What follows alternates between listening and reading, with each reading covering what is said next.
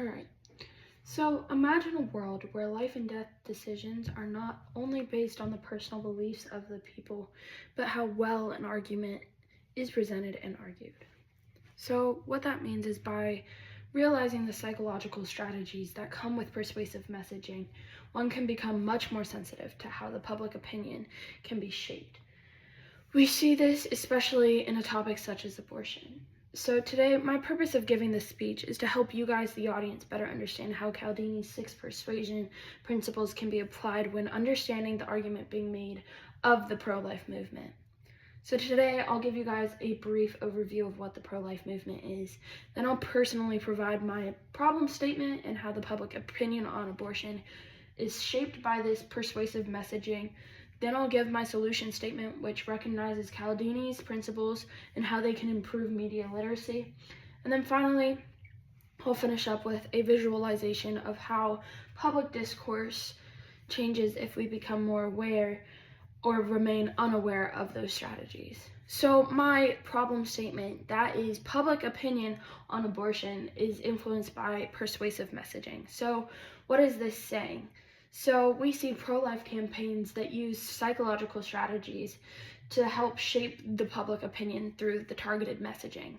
So Capel and Holman said they employ emotional appeals, pathos, often using deeply personal testimonies to evoke empathy and compassion. So what this is saying is they use emotional appeals to often deter the media, so it evokes them more to want to know more about it, so therefore people are taking in more of that content.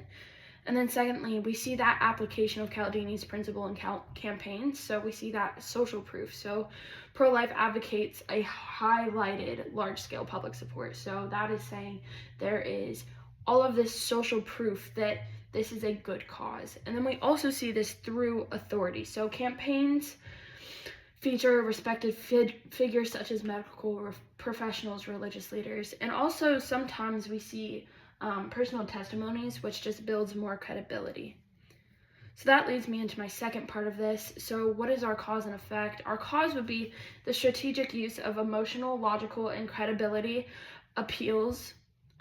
So emotionally charged visuals often evoke sympathy. Capel and Holman said that in 2019. So what that is basically saying is when there is when there's emotion behind the visuals that the audience is receiving, they're more likely to feel a need to endorse it or even enhance what's going on.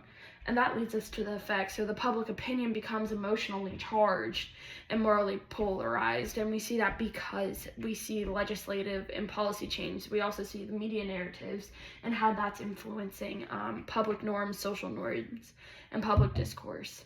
So how is this significant? So understanding all of these principles can improve critical thinking and media literacy. So what that means is when you understand how Cialdini's 6 principles can be applied, when you're looking at the pro-life social movement, we see how that is heavily influenced because of those principles. We see that through the public being informed in discussions on sensitive issues such as abortion. So recognizing Cialdini's persuasion principles can help us improve our media literacy. So what that means for us is we need to educate through workshops and courses on media literacy. Trevino and Nelson said in 2017, include a persuasion analysis and communication studies. So within everything that you do, promote that fact checking, promote source evaluation, make sure what you're reading is factual and real. Encourage public discourse that values evidence-based arguments. So that means use public forums, social media responsibility. So that means seeing what the public wants, seeing what the public is thinking on these issues, and then also support unbiased journalism and research, which means help people who are completely unbiased, promote them, help them so that we can see a reducement in manipulation. So how are we going to solve that problem? Like I said, we're going to increase media literacy, which will then reduce the amount of manipulation happening. So that will mean people will start to recognize emotional triggers, and then audience evaluate credibility to a healthier democratic process. So what happens if you guys do choose to go about media literacy and truly digress what the pro-life movement is. That means media literate individuals will be able to critically assess messages more. So that means that misleading information will ultimately start to lose its impact, Silverman 2019. So that means when you fully know what you're looking at, when you fully understand what the pro-life movement is, that means all the other sources will start to lose their impact, and you'll truly understand what the right information is. And then we also see policy discussions will reflect well-informed public opinion. So social issues will be more addressed by, thoughtfully. Political campaigns will become more transparent. So we see that political figures will start to take part on things that are true and real. However, what will happen if we don't choose media literacy and truly understand Cialdini 6? We'll be misinformed, and then that will continue unchecked. So the public opinion will become manipulated through emotional appeals, and we'll see that the public will start to just do what the emotions want to do.